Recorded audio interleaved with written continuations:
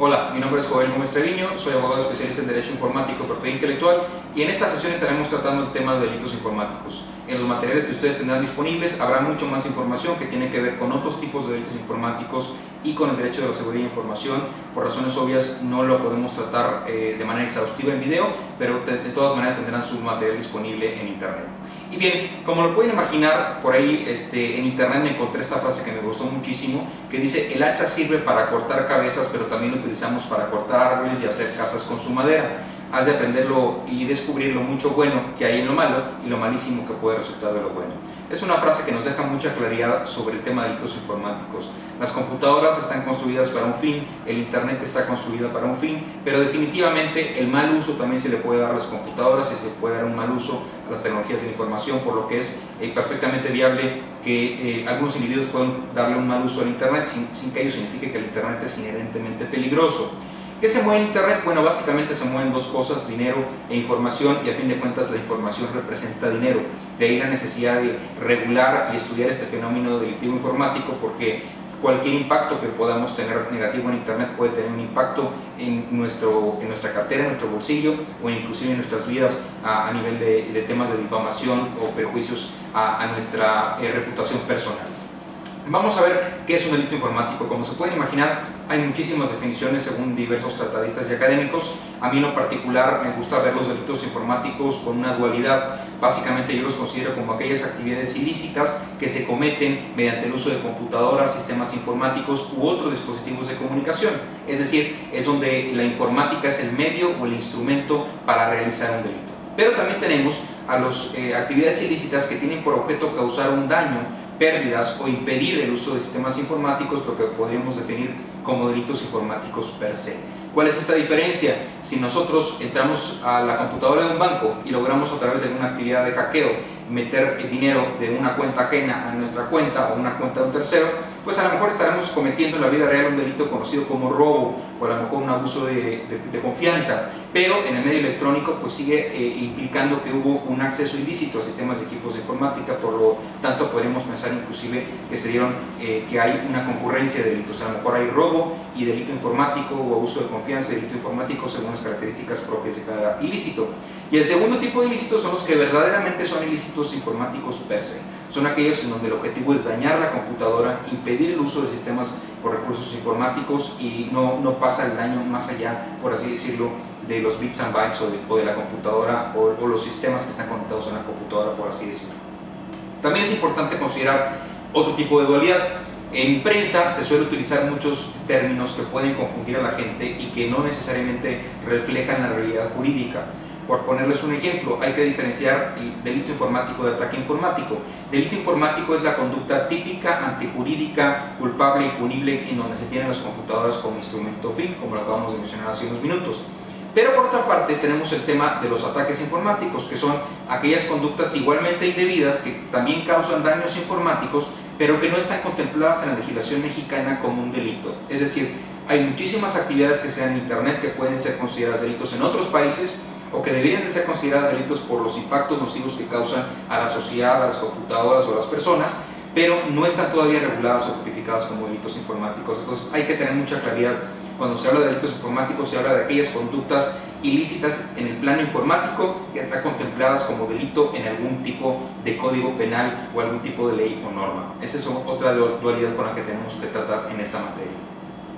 ¿Cuáles son las problemáticas que abundan en internet en este tema? Bueno, son muy diversas. Primero que nada, los ataques más significativos son aquellos transnacionales por diseño y con víctimas en todo el mundo. Sabemos que los delincuentes informáticos tienen muchísima capacidad para interactuar desde cualquier parte del planeta. No necesitan estar afuera de un banco para poder captar la señal de un banco. Pueden estar sentados en la playa, en alguna isla remota, y desde ahí ejecutar algún tipo de delito informático. De ahí la necesidad de estudiar este fenómeno, porque también tenemos que analizar el tema jurisdiccional.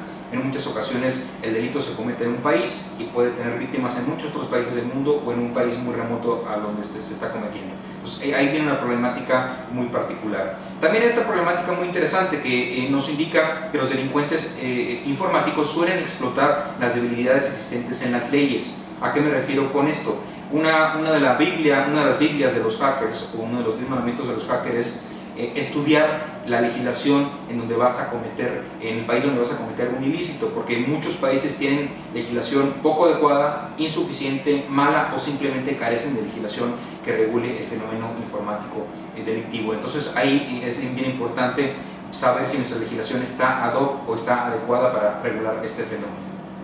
Y bueno, tenemos por aquí una pirámide del delincuente informático. Es una pirámide que yo hice hace muchos años para enseñarles y mostrarles a mis estudiantes más o menos cómo está el tema de peligrosidad y daños. En la parte baja de la pirámide vemos a la parte más amplia de la delincuencia informática. Ahí encontramos a hackers, crackers y freaks, que son por ahí, podríamos mencionar como los papás de la delincuencia informática. En la parte media encontramos a los mercenarios y traficantes de información. Son aquellos hackers o crackers que buscan tener un lucro o causar un daño muy particular a la empresa o entidad a la que están hackeando o a la que están cometiendo un ilícito informático. Y la parte exterior tenemos, en la parte superior, perdón, tenemos a los que son los terroristas o los extremistas que pueden causar daños importantes a la infraestructura de un país, tomando en cuenta que todos los servicios básicos de cualquier país en el mundo prácticamente están controlados por computadoras. El agua, el gas, la electricidad, los semáforos, la casa de bolsa, los bancos, sistemas financieros, todo está controlado por computadoras. Entonces, evidentemente los delincuentes pudieran tener por objetivo causar un daño masivo si este fuese el caso. ¿Cuáles son algunas diferencias entre delincuentes y víctimas? Los hackers, por ejemplo, y los hackers pudieran tener como objetivo a personas físicas al azar y eventualmente también empresas. Los mercenarios y traficantes de información pueden buscar a empresas y grandes corporativos, también pudiera ser personas físicas a nivel masivo a través de conductas conocidas como el phishing. Y por ahí tenemos también que los terroristas y grupos extremistas pudieran tener por objetivos a gobierno y eventualmente a grandes empresas. Algunos tipos de ciberdelincuentes, estas son básicamente nomenclaturas académicas que es importante que las conozcan porque, insisto, en muchas ocasiones en prensa se dan muchos términos que no están bien explicados. Entonces, por ejemplo, tenemos el tema más clásico, hacker o hacking. El hacker es un individuo que penetra un sistema informático solo por gusto o para probar sus habilidades informáticas. Usualmente no tiene mayores fines delictivos este tipo de intrusión o fines delictivos graves. Pero los hackers de antaño, cuando vieron que su palabra o su término o la manera en cómo se referían estaba siendo utilizada por la prensa de manera muy amplia para decir que son delincuentes informáticos, ellos mismos acuñan otro término y dicen, bueno, vamos a crear un término que refleje a los verdaderos delincuentes. Los verdaderos delincuentes se llaman crackers, que son personas que penetran a un sistema informático con el fin de robar información o destruir información valiosa, realizar transacciones ilícitas o impedir el buen funcionamiento de un sistema informático de las computadoras. ¿Qué es lo que sucede? Los hackers dicen que son buenos porque solamente se dedican a estudiar vulnerabilidades en los sistemas o estudiar vulnerabilidades en los servidores y no pasa de ello.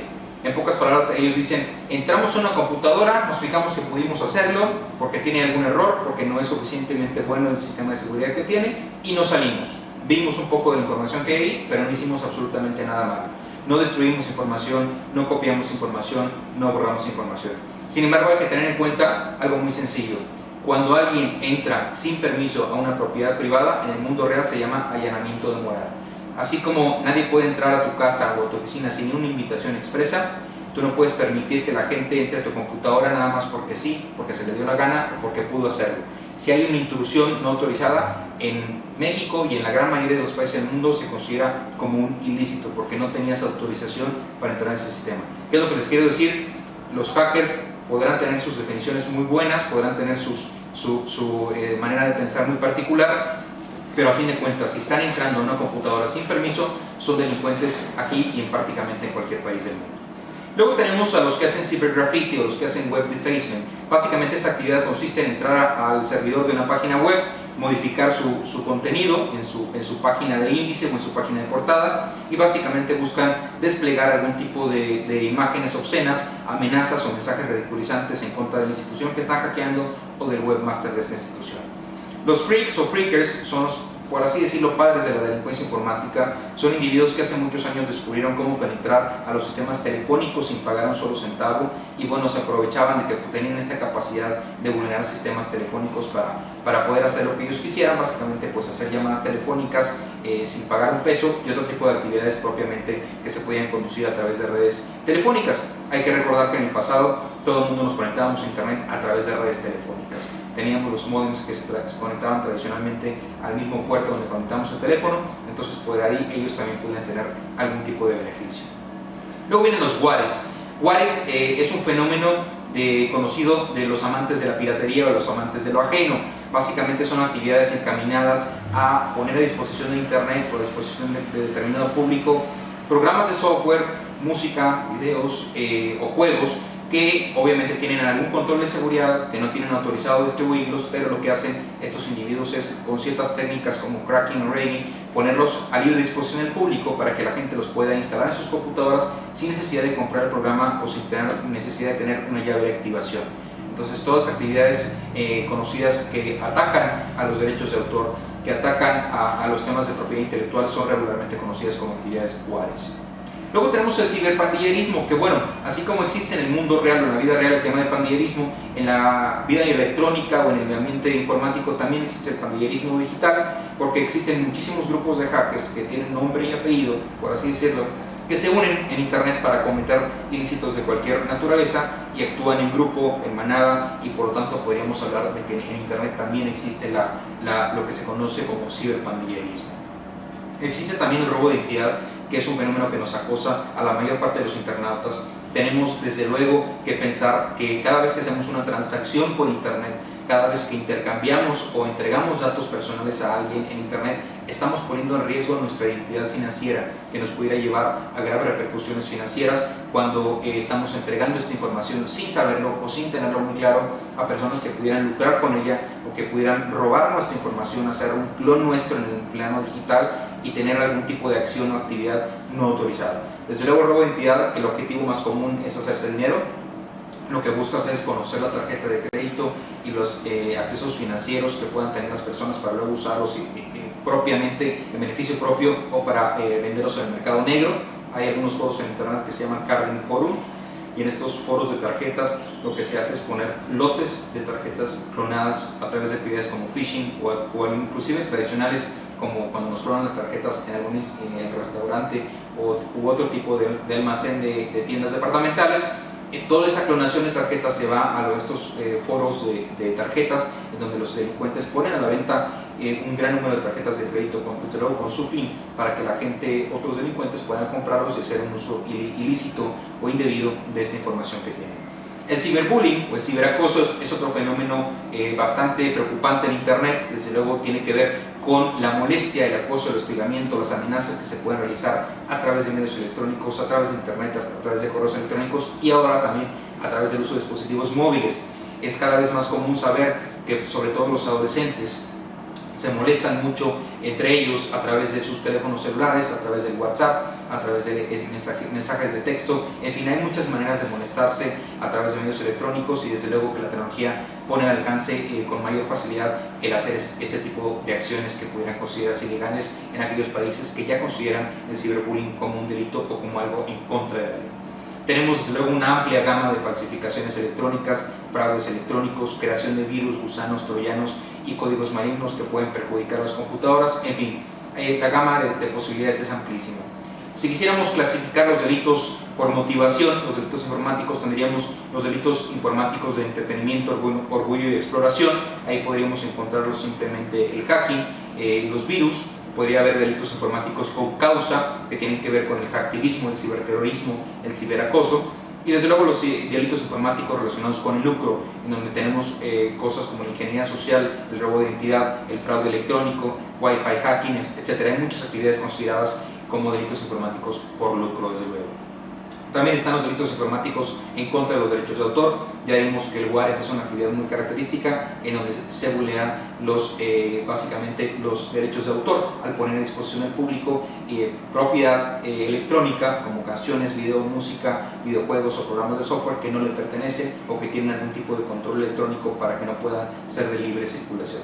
También existen algunos ilícitos en contra de marcas registradas que no necesariamente son delitos. El más común son las disputas por nombres de dominio. Es muy común que la gente piense que cuando alguien se apodera ilícitamente de un nombre de dominio, o cuando te apoderas del nombre de dominio que pertenece a una marca, eso pudiera considerarse como delito. La realidad es que no es un delito, es una actividad que está penada, está castigada, está regulada por un mecanismo que se llama Uniform Dispute Resolution Policy, que seguramente ya lo conocen, que es un mecanismo global para resolución de disputas en materia de propiedad intelectual en relación con nombres de dominio y marcas muy particularmente. Esto, insisto, no es un delito, aunque por ahí ya hay un legislador o un grupo de legisladores en Nuevo León que quieren regular esto como delito. Esto denota la grave ignorancia sobre este tema. Este tema no es un delito, es un tema que tiene que ver con marcas y con propiedad intelectual, que ya está regulado. Tal vez no sea la regulación perfecta, pero hoy en día ha mostrado ser muy útil para los titulares de marcas registradas.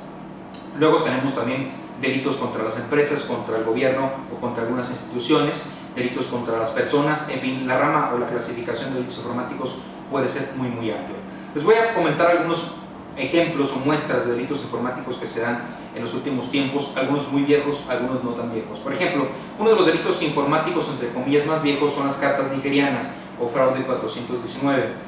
Lo que estamos viendo en pantalla es una gráfica o un sobre escaneado que yo recibí hace mucho tiempo cuando trabajaba en un despacho de abogados, en donde en ese despacho se recibe un sobre que va dirigido a uno de los abogados de la firma, y ese sobre viene claramente dirigido al despacho que está en Monterrey, Nuevo León, pero trae sobres o sellos postales de Johannesburgo y de República de Sudáfrica. ¿Qué significa? Pues realmente esta correspondencia viene desde allá, de ahí el nombre de cartas nigerianas, y básicamente lo que te dice ese tipo de cartas son engaños, en donde te platican y te dicen que tienen alguna herencia sin reclamar de algún familiar por ahí perdido. Te dicen que tienen una gran suma de dinero en alguno de estos países que no pueden sacar más que con ayuda de algún extranjero, que quieren depositar ese dinero a tu cuenta. Regularmente estamos hablando de millones de dólares y te dicen te vamos a dejar el 10 o el 15% para ti solo por hacernos el favor de sacar este dinero de Sudáfrica. En fin, son muchos los engaños, tienen que ver con temas de confianza, con temas bueno, a fin de cuentas la gente confía en que puede hacerse dinero de manera fácil y eso nos llega a perjudicar de manera grave. Tenemos por ahí algunos ejemplos en pantalla donde las cartas inclusive vienen personalizadas, te buscan tu nombre, tu dirección y te dicen pues por ahí que quieren depositarte una gran suma de dinero para que tú puedas después hacer uso de un 10 o un 15%. Obviamente el 10 o 15% de millones de dólares es una cantidad muy jugosa, la gente suele confiar y el fraude consiste en que después de mucho de marearte el cerebro y hacerte una buena labor de convencerte de lo bueno que es el negocio, al final te hacen una llamada telefónica y te dicen estoy con el gerente del Banco de Sudáfrica tal y me dice que como es una acción pues un poco dudosa nos está pidiendo un apoyo económico y si tú le depositas ahorita 4 o 5 mil dólares en cuestión de minutos estarán los millones de dólares depositados en tu cuenta. La gente suele caer en estos fraudes aunque no lo crean, la gente suele depositar esta cantidad de dinero. Si de 1000 correos electrónicos que envían un 1% de esas personas confían, pues los ciberdelincuentes están haciendo una gran cantidad de dinero a través de estos sistemas conocidos como emails nigerianos. ¿Por qué también se le llama fraude 419? Porque en la República de Sudáfrica, en esta zona, existe un código penal y en ese código penal, en el artículo 419, está contemplado este tipo de ilícitos. Por eso también se le llama como fraude 419. También está el phishing. El phishing no es otra cosa que el recibir correos electrónicos que pretenden provenir de una institución financiera, regularmente un banco que conocemos o de un banco grande del país. En México los grandes víctimas suelen ser los clientes de Banamex y de Bancomer, que son los grandes bancos, porque los delincuentes saben que la gran masa de la población mexicana tiene cuenta en alguno de estos dos bancos. Entonces, si nosotros recibimos un correo electrónico que dice ser de Banamex o que dice ser de Bancomer, en donde tiene el logotipo de Bancomer, el logotipo de Banamex, la identidad corporativa de estos bancos, el mismo uso de colores, el mismo uso de logotipos, en fin, todo lo hacen perfectamente para que tú pienses que efectivamente estás recibiendo un correo electrónico de alguna institución financiera en donde tú tienes una cuenta, y lo que estos correos electrónicos suelen decir es, ¿sabes qué? Hemos detectado un uso fraudulento de tu cuenta en internet, por favor haz clic en el botón de abajo para que nos proporciones tu información y podamos generarte una nueva cuenta, bloqueemos la que tienes y tú estés a salvo. Fíjense cómo nos platican una posible intrusión informática en nuestra cuenta, un mal uso de nuestra cuenta, para tratar de que nosotros actuemos con mucha rapidez y con mucho temor y queramos evitar cualquier daño o perjuicio. Lo cierto es que le estamos entregando esa información a verdaderos delincuentes. Lo que hacen es que cuando le hacemos clic a esos botones que vienen en el correo electrónico, nos envían o nos redireccionan obviamente a páginas en internet que están hechos por ellos mismos. Esas páginas en internet tienen la misma identidad corporativa, son idénticas a las páginas de los bancos y la gente suele pensar que están en el portal de Bancomer o que están en el portal del Banamex o en el portal de algún banco que ellos conocen y suelen actuar con muy poca precaución y terminan entregando la identidad financiera a estos delincuentes.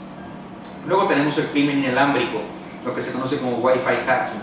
Vemos en pantalla unas fotos bien interesantes. La gente cuando piensa en delitos en internet solamente piensan en computadoras o piensan en ratones o piensan en cosas muy particularmente del uso de la informática, pero nunca pensamos que las armas cibernéticas puedan tener la figura de un arma de la vida real. Estamos viendo en pantalla una especie de ametralladora, una especie de arma larga. Obviamente esta ametralladora y arma larga, el único objetivo que tiene es posibilitar la creación de un puente inalámbrico, y esta persona está en un balcón, está apuntando a un edificio que tiene enfrente, y lo que hace es potenciar su señal inalámbrica para buscar en todo este edificio donde hay señales de Wi-Fi abiertas, y lo que hacen es empezar a buscar en todos los hotspots que pueden estar abiertos o hotspots que pudieran tener una seguridad muy débil, para después penetrar cómodamente desde muy buena distancia y ver qué pueden obtener al entrar a estas redes inalámbricas con baja seguridad o con alta seguridad. Otro fenómeno parecido es el warp driving. ¿Qué es el warp driving? Básicamente es conducir por zonas altamente pobladas en cuanto a negocios, a lo mejor un centro de negocios, una zona con oficinas, una zona con comercios.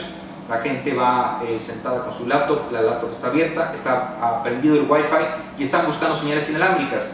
En cuanto encuentran una señal inalámbrica abierta o con una seguridad débil, la gente se estaciona cómodamente en su auto y empieza con su propia laptop a tratar de entrar a estas redes inalámbricas con mala seguridad.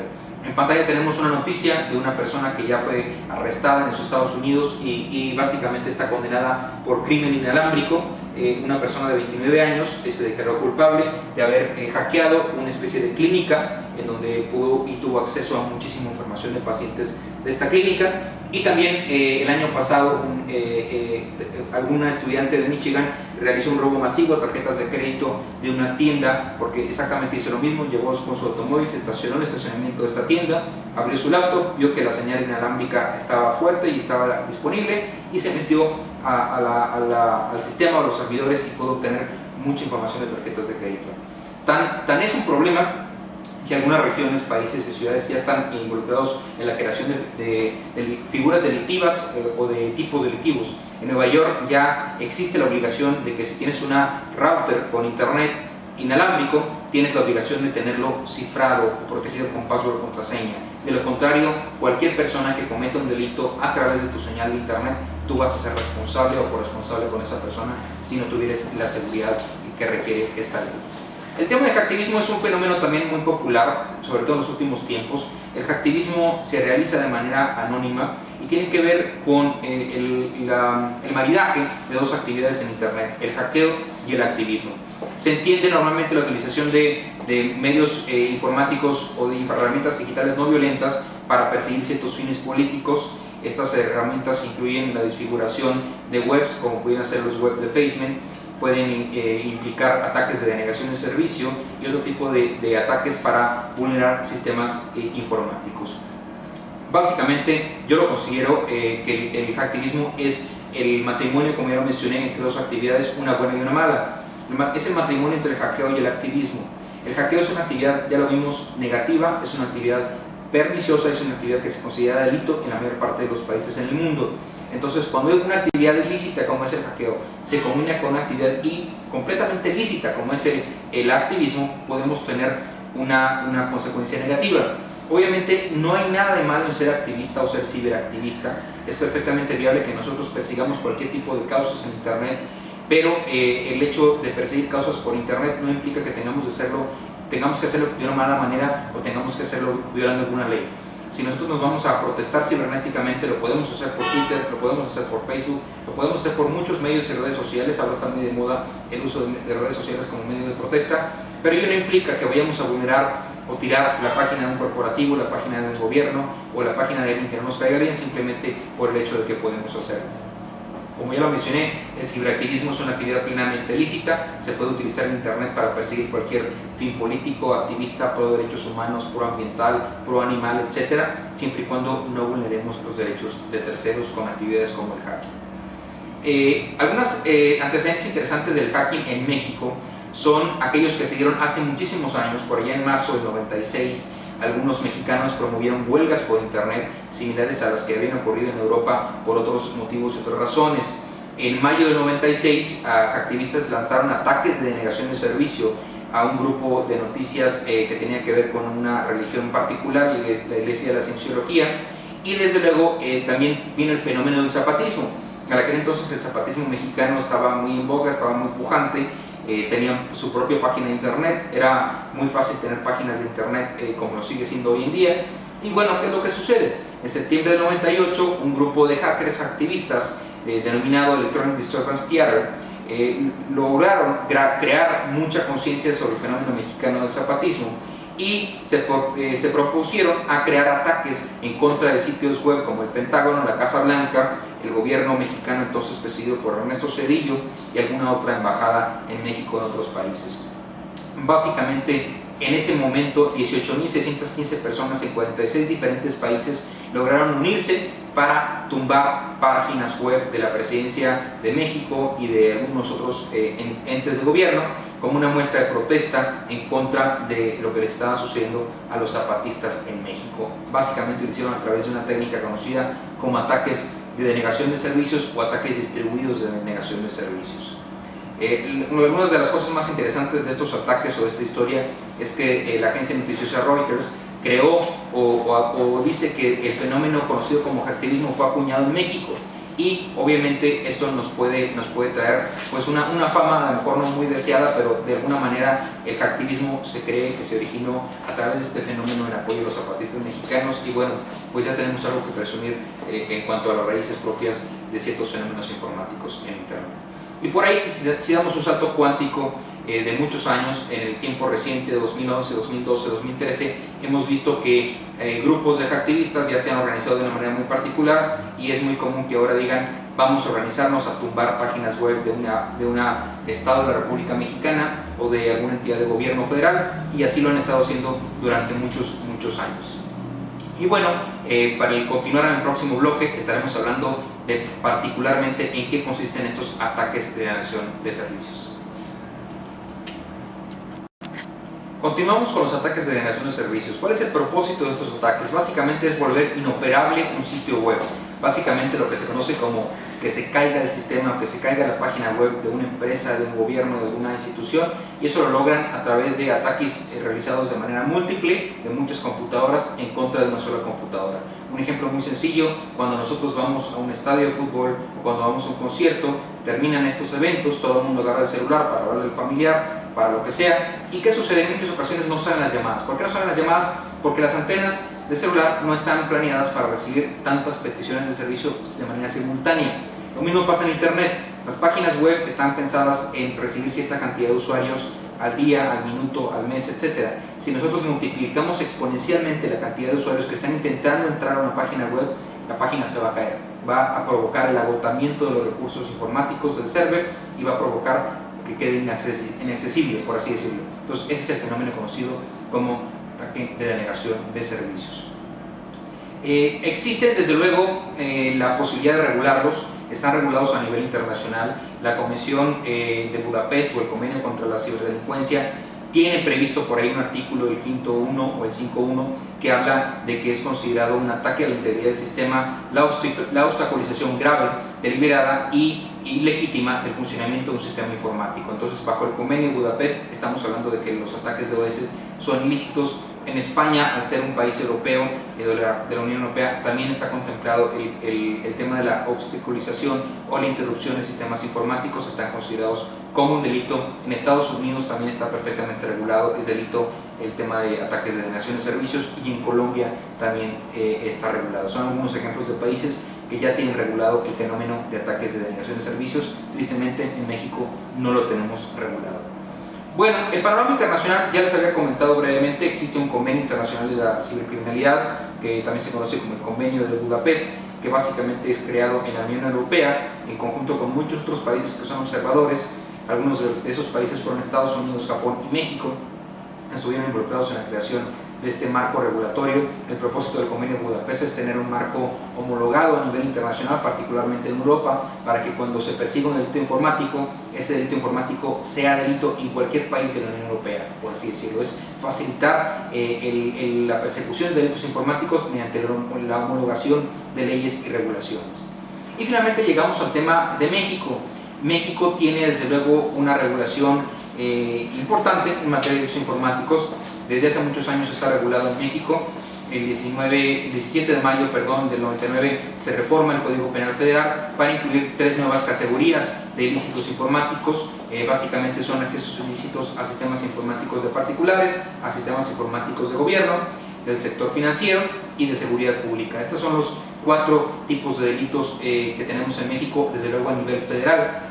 Y básicamente traté yo de buscar una manera de reflejar todo este articulado en unas cuantas filminas para no cansarlos tampoco. Y bueno, llegué a una conclusión. Básicamente lo que se castiga en el Código Penal Federal es lo siguiente: al que sin autorización o esté no autorizado modifique, destruya o provoque pérdida de información contenida en sistemas o equipos informáticos particulares, estatales o financieros protegidos por algún mecanismo de seguridad, será acreedor a una pena determinada corporal.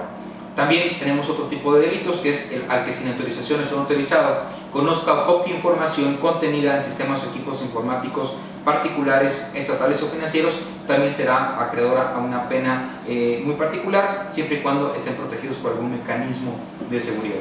Entonces, aquí tenemos 2 tipos muy básicos de delincuencia informática contemplados en la ley mexicana. Primero tenemos a la delincuencia informática perniciosa o perjudicial, que se busca provocar o causar algún daño, que es la modificación, destrucción o pérdida de información contenida en sistemas informáticos, está contemplada bajo la ley mexicana. El otro tipo penal es el conocer o copiar información, es decir, estos son los hackers. ¿Se acuerdan de la división que hablábamos hace unos minutos? Son entre crackers y hackers. Bueno, el primer apartado se refiere a los crackers, que son los que entran para modificar, destruir o provocar pérdida de información, y el segundo apartado se refiere propiamente a los hackers, que son los que entran, ven, conocen, a lo mejor copian y se salen, pero no causan mayores daños al sistema informático que están penetrando ilícitamente.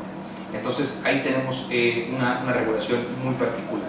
Tenemos también más temas en el Código Penal Federal. También se dice que al que sin autorización modifique, destruye, provoque pérdida de información en equipos privados tendrán penas entre los 6 y los 2 años de prisión.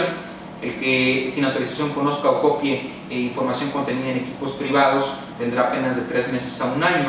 Y así podríamos seguir viendo los temas. Veamos que las penas son relativamente pequeñas. Por ahí vemos inclusive que la pena más importante son aquellos equipos o aquellos actos ilícitos informáticos cometidos en contra de equipos informáticos de seguridad pública, en donde las penas pueden ir de los 4 a los 10 años de prisión. Esas son las penas más severas que tenemos en México. Por ahí tenemos más penas, más desglose, y vemos que definitivamente aquellos que realizan acciones en contra de sistemas de seguridad pública o equipos informáticos de seguridad pública son los que se merecen mayores penas, entre 4 y 10 años de prisión. ¿Cuáles son realmente los problemas que tiene la legislación mexicana en lo que tenemos hoy actualmente vigente como delincuencia informática? Bueno, vamos a rezarnos un poquito para ver unos párrafos, unas palabras que son las que a mí me llaman la atención. Primero, el tema del título donde están contemplados estos ilícitos. El tema es acceso ilícito. Ya hemos estado viendo que algunos ilícitos se cometen sin necesidad de tener propiamente un acceso. Hay ilícitos que se cometen desde afuera. El ataque de denegación de servicios es el ejemplo más claro. Tú estás sentado cómodamente en una computadora, rodeado a lo mejor de una o muchas personas, y esas personas mandan simplemente peticiones de servicio a una página web para tratar de tumbarla. Eso se comete sin necesidad de tener acceso propiamente al servidor. El ataque provocado por virus, el crear un virus y ponerlo a que se esparza por internet, pues no requiere que tengamos un acceso particularmente a la computadora. Simplemente lo ponemos a circular por internet, lo ponemos a disponibilidad del público en internet, y eso pudiera provocar daños en cientos y miles de computadoras sin necesidad de tener acceso personalmente a ellas. Entonces tenemos un problema desde el título, porque todo el tiempo se habla de acceso ilícito, como si el crimen informático solamente se tratara de acceder ilícitamente a computadoras. Ya vemos que no es así.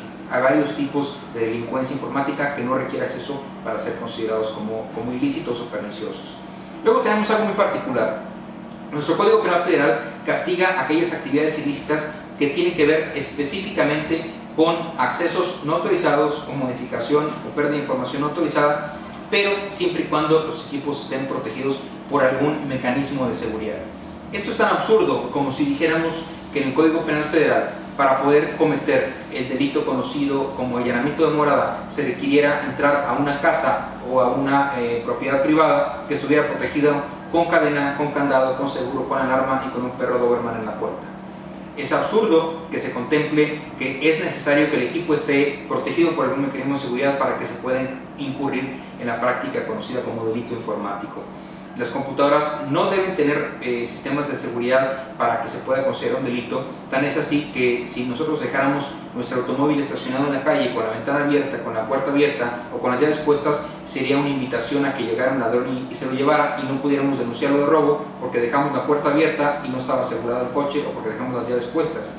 Es un absurdo jurídico el que tengamos que recurrir al tema de la seguridad, sobre todo porque la gente, particularmente hablando de las amas de casa, los estudiantes, la gente que usa internet para fines no laborales, no está acostumbrada desde luego a utilizar sistemas de seguridad, o a lo mejor lo hace de una manera muy precaria o de una manera muy sencilla, lo cual pudiera tener una repercusión importante en el ámbito de los delitos informáticos. Eso es otro de los grandes problemas que tiene en México la delincuencia informática. Hay que probar que el equipo estaba protegido por algún mecanismo de seguridad. Y por último, pues tenemos que hay muchos fenómenos informáticos que no están contemplados en la ley mexicana. En algunos países ya está regulado, por ejemplo, el cyberbullying o el ciberacoso, el happy slapping, el cibervandalismo, los virus o los gusanos o los troyanos también están contemplados como un tipo de delincuencia en particular muy importante. El robo o el secuestro de datos informáticos. Fíjense, ahora se da el tema de que los empleados salen mal con el patrón, no se llevan información, no se llevan discos duros, no se la envían por correo electrónico, pero la cifran, es decir, la encapsulan en un sistema de seguridad y le dicen: a menos que me pagues más o a menos que accedas a esta petición, no voy a liberarte de tu información con el password que ya le puse o con el sistema de cifrado que ya le puse. Entonces ahí tenemos claramente que hay un perjuicio muy importante a la gente, hay un secuestro virtual de datos informáticos, no se los llevaron, no tuvieron un acceso ilícito, por así decirlo, porque cuando lo hicieron a lo mejor todavía eran empleados, no hubo modificación de la información, no hubo pérdida, no hubo destrucción, la información sigue estando en tu computadora, pero no puedes acceder a ella porque está virtualmente secuestrada a través del mecanismo de cifrado. Esa figura también tampoco está contemplada en México como delito informático. Los temas del phishing son difíciles de encuadrar propiamente como un delito informático, aunque tienen algunas vertientes de ilícitos de marcas y demás, no necesariamente son los mejores medios legales para combatir el fenómeno del phishing. Desde luego, los ataques de denegación de servicios tampoco están contemplados en la ley mexicana como delitos y son de los más usados hoy en día para perjudicar a empresas o a portales de gobierno. Entonces son temas que tenemos que atacar de manera muy puntual. Y bueno, amigos, pues espero que hayan disfrutado mucho de esta plática. El tema es muy vasto, muy amplio, se darán cuenta cuando lean la presentación en PDF que son muchos más slides de los que vimos el día de hoy en pantalla, pero sigo estando a sus órdenes para tratar de resolver cualquier duda que pudieran llegar a tener sobre ese tema. Es un tema que tiene que ver mucho con información, con el mal manejo de información. Verán también por ahí que hay un tema de seguridad de la información, que es una rama del derecho que yo estoy promoviendo su creación desde hace varios años, debido a la inminente necesidad de que las organizaciones cuenten con información segura y con información confidencial, privada, y desde luego que pueda haber penas en caso de que haya un mal uso de esta información. Muchas gracias, quedo a sus órdenes.